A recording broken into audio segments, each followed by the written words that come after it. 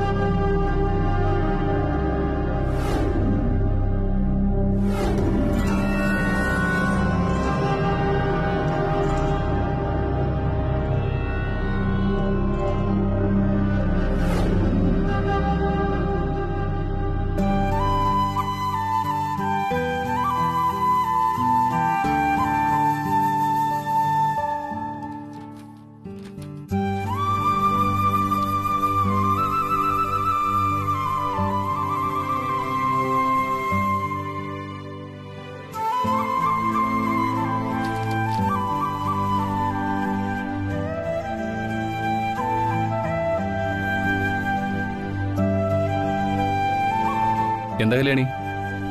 വലിയ തിരക്കിലാണോ? കുറച്ച് തിരക്കില. ഒരുപാട് മെയിലുകൾ ചെക്ക് ചെയ്യാനുണ്ട് കല്യാണി.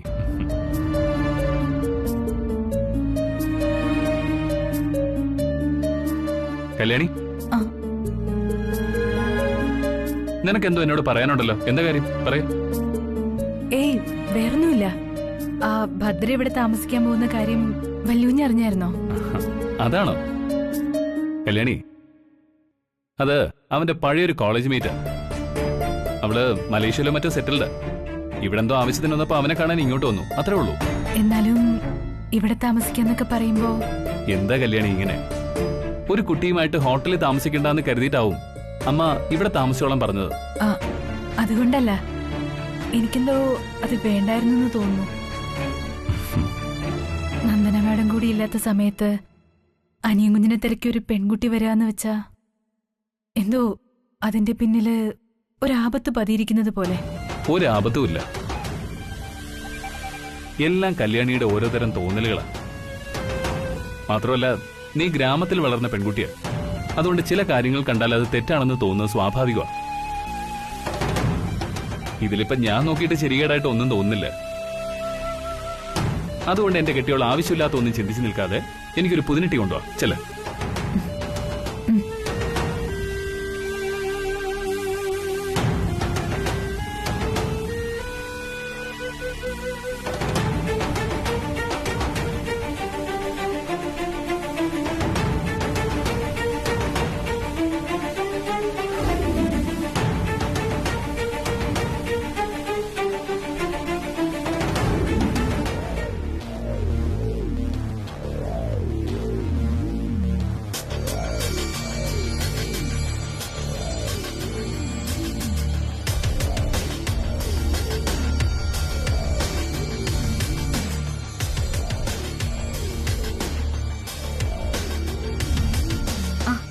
അരവിന്ദ്, അവിടെ നിന്ന് പലതും സംസാരിക്കാൻ പറ്റില്ലല്ലോ.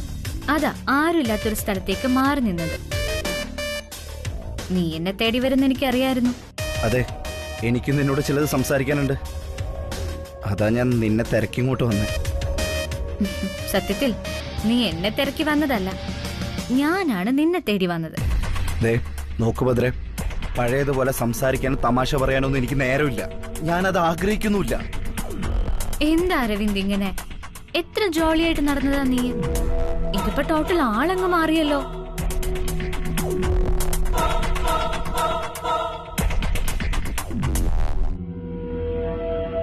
എന്നും ഒരേപോലെ ജീവിക്കാൻ പറ്റുമോ? അതൊക്കെ ഒരു കാലം. എല്ലാവരുടെ ജീവിതത്തിലുണ്ട് അങ്ങനെയൊക്കെ. ഞാനിപ്പോ ഒരു വിവാഹിതനാണ്. എനിക്കൊരു കുടുംബമുണ്ട്. എനിക്ക് ഏറെ ഉത്തരവാദിത്തങ്ങളുണ്ട്. അത് നീ മനസ്സിലാക്കണം. ദേഷ്യപ്പെടാതെ അരവിന്ദ്. നിനക്ക് എന്തോ എന്നോട് പറയാനുണ്ടെന്ന് പറഞ്ഞല്ലോ, അത് പറയേ. അത് മറ്റൊന്നുമില്ല. നീ ഇവിടെ താമസിക്കുന്നതിൽ എനിക്ക് യോജിപ്പില്ല. ഞാൻ പുറത്തെവിടെയെങ്കിലും വല്ല സ്ഥലം ഏർപ്പാടാക്കി തരാം. നീ മടങ്ങും വരെ അവിടെ താമസിച്ചു. എന്താ അരവിന്ദ് ഇത്? എത്ര നാളായി നമ്മൾ പിരിഞ്ഞിട്ട്? നിന്നെ കാണാൻ വേണ്ടി മാത്രമാ ഞാൻ കേരളത്തിൽ വന്നത്. അതുകൊണ്ട് മറ്റൊരു സ്ഥലത്തെ താമസത്തെക്കുറിച്ച് തൽക്കാലം ആലോചിക്കണ്ട. ഞാൻ നിന്നെ വിട്ട് എങ്ങോട്ടും പോകുന്നില്ല. ഭദ്രേ, ഞാൻ വീണ്ടും വീണ്ടും പറയുന്നു, ഞാൻ പഴയ അരവിന്ദ് അല്ല. അത് നീ മനസ്സിലാക്കണം. എനിക്കൊരു ഭാര്യയുണ്ട്, നന്ദന. എന്റെ പഴയകാല ജീവിതത്തെക്കുറിച്ച് ചിലതെല്ലാം അറിഞ്ഞ നന്ദനയും ഞാനും തമ്മിൽ പലതരം അഭിപ്രായ വ്യത്യാസങ്ങളുണ്ടായി. അതെല്ലാം ഇപ്പൊ മാറി. ഞങ്ങൾ സന്തോഷപൂർവ്വം ജീവിക്കുക. അതിന്റെ ഇടയിൽ നീ വന്ന് എന്നെ ഉപദ്രവിക്കരുത്.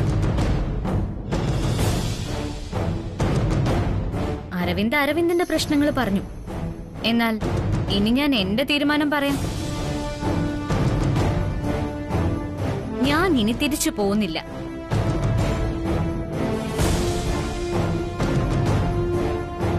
ഞാൻ നിന്റെ കൂടെ തന്നെ ജീവിക്കും. അതിനാ ഞാൻ നിന്നെ തേടി വന്നത്.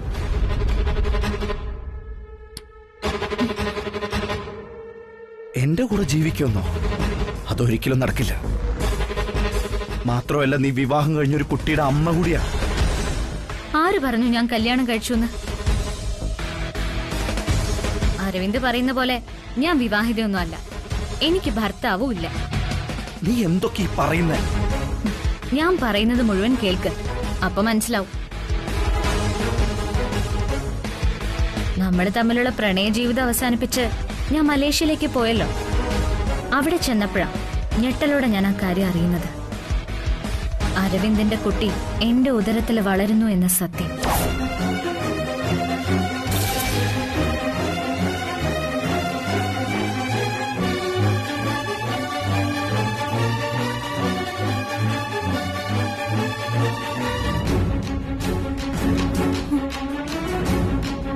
അരവിന്ദ് എന്നെ വിവാഹം കഴിച്ചില്ല എന്ന നിരാശയിൽ ആ കുട്ടിയെ വയറ്റിൽ വെച്ച് തന്നെ എനിക്ക് നശിപ്പിച്ചു കളയാമായിരുന്നു. പക്ഷേ എനിക്കതിന് മനസ്സ് വന്നില്ല. ഞാൻ ആ കുഞ്ഞിനെ പ്രസവിച്ച് വളർത്തി ഇത്രയും കാലം ഒരാൺതുണയില്ലാതെ ഒറ്റയ്ക്ക് ജീവിച്ചു. ഇനി എനിക്കതിന് സാധ്യമല്ല.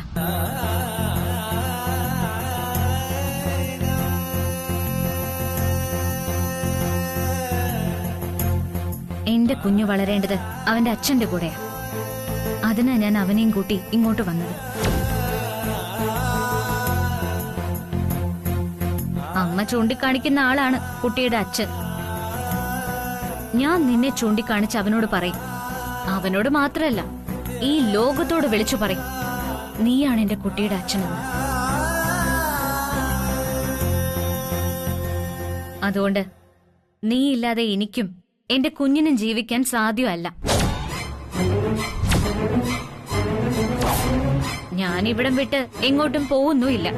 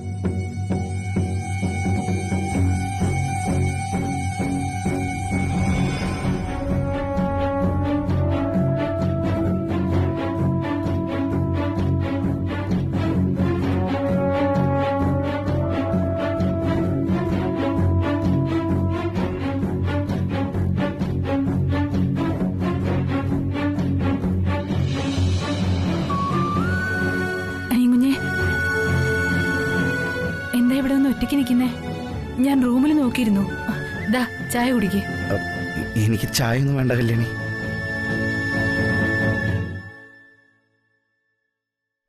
ചായ വേണ്ടെങ്കി വേണ്ട. ഞാൻ ചായയായിട്ട് വന്നത് തന്നെ അല്പം സംസാരിക്കാനാ. എന്നോട് സംസാരിക്കാനോ? എന്താ? അത് ഭദ്രയെ കുറിച്ചാ. ഭദ്രയോ? അവളെ എന്റെ ഒപ്പം കൂടെ പഠിച്ച പെൺകുട്ടിയാ. എന്നെ വെറുതെ കാണാൻ വന്ന അത്രേ ഉള്ളൂ. അതല്ല അനിയൻകുഞ്ഞെ, നിങ്ങൾ തമ്മിൽ തൊട്ടു മുമ്പ് സംസാരിച്ചതൊക്കെ യാദൃശ്ചികമായിട്ട് ഞാൻ കേട്ടു.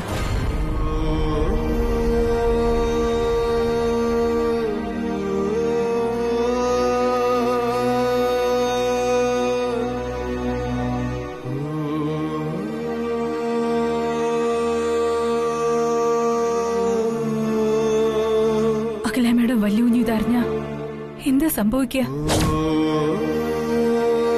നന്ദനമ്മയുടെ അറിഞ്ഞ എന്തൊക്കെ പ്രശ്നങ്ങളായിരിക്കും ഉണ്ടാവുക? ആ മനസ്സ് തകർന്നു പോവില്ലേ? കല്യാണി, ഞാൻ ആ ഭദ്ര പറയുന്നതൊക്കെ സത്യമാണോ? ആ കുട്ടിയുടെ അച്ഛൻ അനിയൻകുഞ്ഞ് തന്നെയാണോ?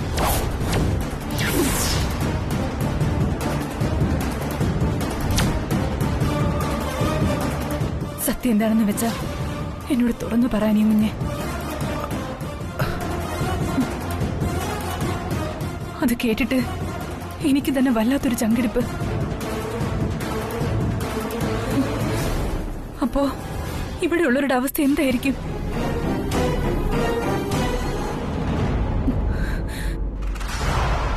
പറയാനീ കുഞ്ഞെ, അവള് പറഞ്ഞതിൽ എന്തെങ്കിലും സത്യമുണ്ടോ?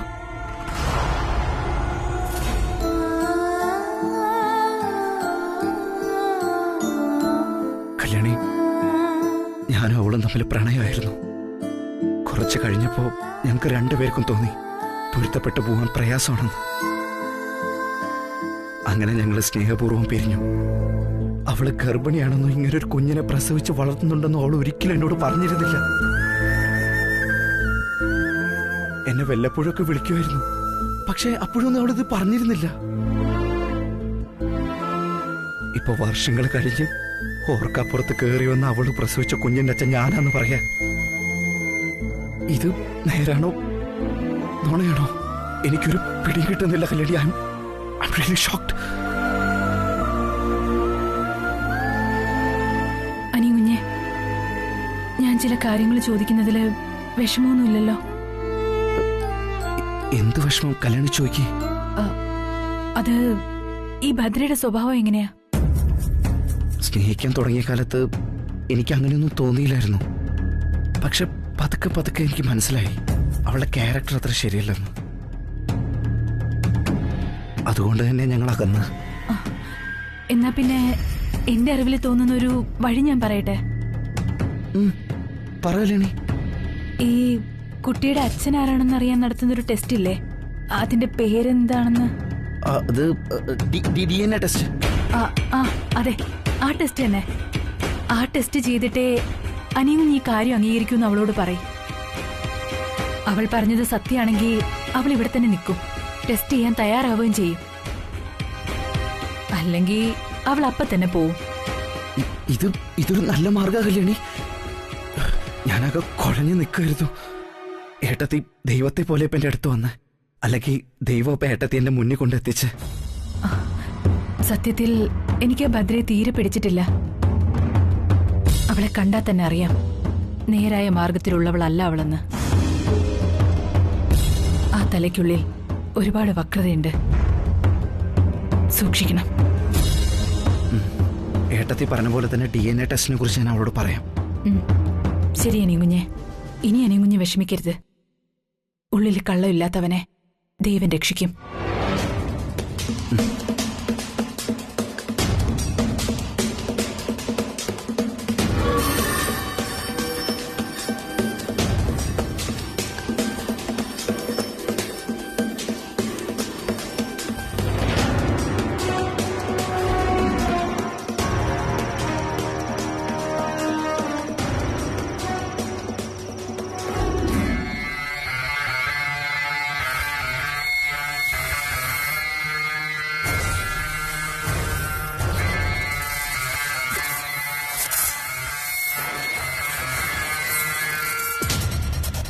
ഗംഗ ഇതുവരെ തൃച്ചംബരത്തെ പുതിയ അതിഥിയെക്കുറിച്ചൊന്നും പറഞ്ഞില്ല.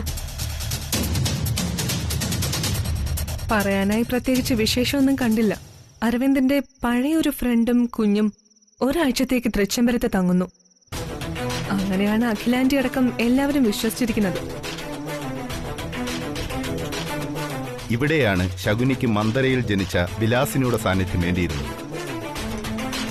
ഇതിനകം വാർത്ത കാട്ടു തീ പോലെ ആളിപ്പടർന്ന് അഖിലാണ്ടേശ്വരിയുടെ കാതുകളിലെത്തിയനെ.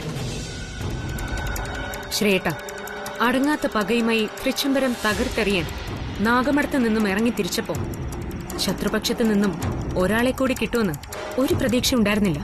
ഞാൻ അതല്ല പ്രിയങ്കയെ പറഞ്ഞു വരുന്നത്. അതൊരു ബോണസായിട്ട് മാത്രമേ ഞാൻ കൂട്ടിയിട്ടുള്ളൂ, അന്നും ഇന്നും.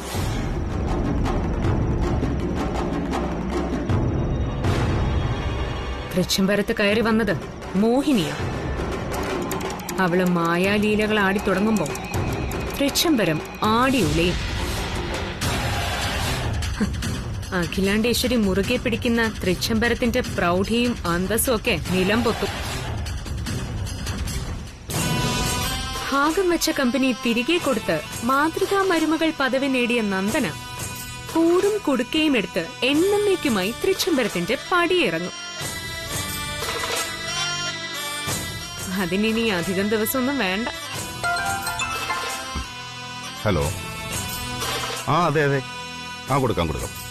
പ്രിയങ്കെ ഫോൺ. ഹലോ. ഓ, അത് ഇന്നായിരുന്നല്ലേ? അയ്യോ സോറി. ഓക്കെ, ഞാൻ ദേ വരുന്നു.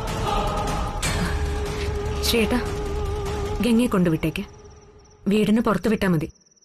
ആരും കണ്ട് സംശയത്തിന് ഇടവരുത്തണ്ട. ശരി, ഗംഗ വാ. ശരി.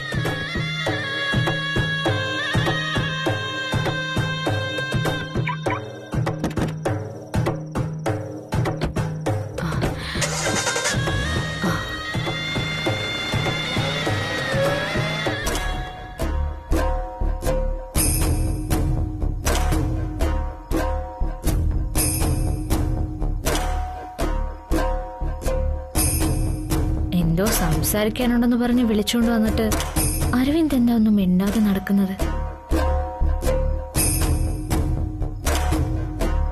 എന്താ അരവിന്ദ് ഒന്നും മിണ്ടാതെ ആലോചിച്ചുകൊണ്ട് നിൽക്കുന്നത്? എങ്ങനെ തുടങ്ങണം, എവിടെ തുടങ്ങണമെന്ന് ആലോചിച്ച് നിന്നാ. ശരി, അപ്പൊ അവിടെ നിന്ന് തന്നെ തുടങ്ങാം. ഭദ്രേ, നമ്മൾ തമ്മിലുള്ള പ്രണയം എവിടെ വെച്ച് അവസാനിച്ചതെന്ന് നിനക്ക് ഓർമ്മയുണ്ടോ? അത് മറക്കാൻ പറ്റോ? കാര്യമില്ലാത്ത കാര്യത്തിന് വെറുതെ വഴക്കിട്ട് പിരിഞ്ഞു. നീ ഇപ്പൊ പറഞ്ഞത് പകുതി നുണ പകുതി സത്യം.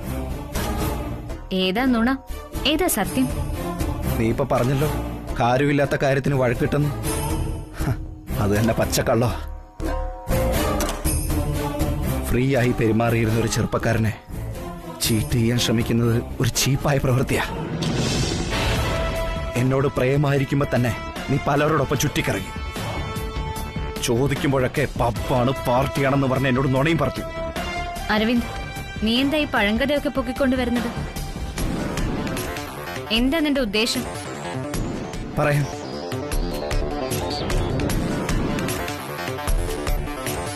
നമ്മൾ തമ്മിൽ പിരിഞ്ഞിട്ട് നാളുകളായി. ഇത്രയും കാലം നമ്മൾ തമ്മിൽ യാതൊരു ബന്ധവുമില്ലായിരുന്നു. ഒരു സുപ്രഭാതത്തില് ഒരു കുട്ടിയും കൂട്ടിക്കൊണ്ടുവന്ന് അതിന്റെ അച്ഛൻ ഞാനാണെന്ന് പറഞ്ഞ എനിക്കതെങ്ങനെ വിശ്വസിക്കാൻ പറ്റും?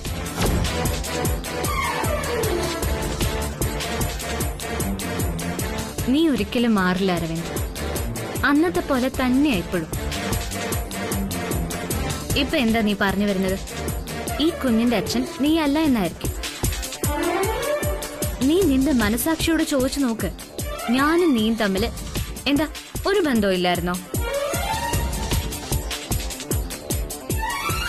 ഞാനും നീയും തമ്മിൽ ഒരു ബന്ധവുമില്ലായിരുന്നു എന്ന് ഞാൻ പറഞ്ഞില്ല. അതൊക്കെ എത്രയോ നാളുകൾക്ക് മുമ്പാ. എന്നാൽ നിന്നോടൊപ്പമുള്ള കുഞ്ഞും ഞാനും തമ്മിൽ യാതൊരു ബന്ധവുമില്ല. അത് നീ ഉണ്ടാക്കിയൊരു കള്ളക്കഥയാ. കുഞ്ഞ് നിന്റേതാണെന്ന് തെളിയിക്കാൻ ഞാൻ എന്ത് ചെയ്യണം? ക്ഷേത്രത്തിൽ വന്ന് അഗ്നിയിൽ തൊട്ട് സത്യം ചെയ്യണം? അതൊന്നും വേണ്ട. നീ എന്റെ കൂടെ ഒന്ന് ഹോസ്പിറ്റൽ വരെ വന്നാ മതി. അതെന്തിനാ ഹോസ്പിറ്റലില്? ഓ, DNA ടെസ്റ്റിന്. അത് തന്നെ. എന്താ പേടിയുണ്ടോ? DNA ടെസ്റ്റ് ചെയ്ത അപ്പ അറിയാലോ കുട്ടിയുടെ അച്ഛൻ ആരാണെന്ന്. DNA ടെസ്റ്റ് എന്ന് കേട്ടാൽ പേടിക്കേണ്ട കാര്യമൊന്നും എനിക്കില്ല. എനിക്ക് എന്റെ കുട്ടിയുടെ അച്ഛനെ വേണം. അത് അരവിന്ദാണ്. അത് തെളിയിക്കാൻ ഏതറ്റം വരെ പോവാനും ഞാൻ തയ്യാറാണ്.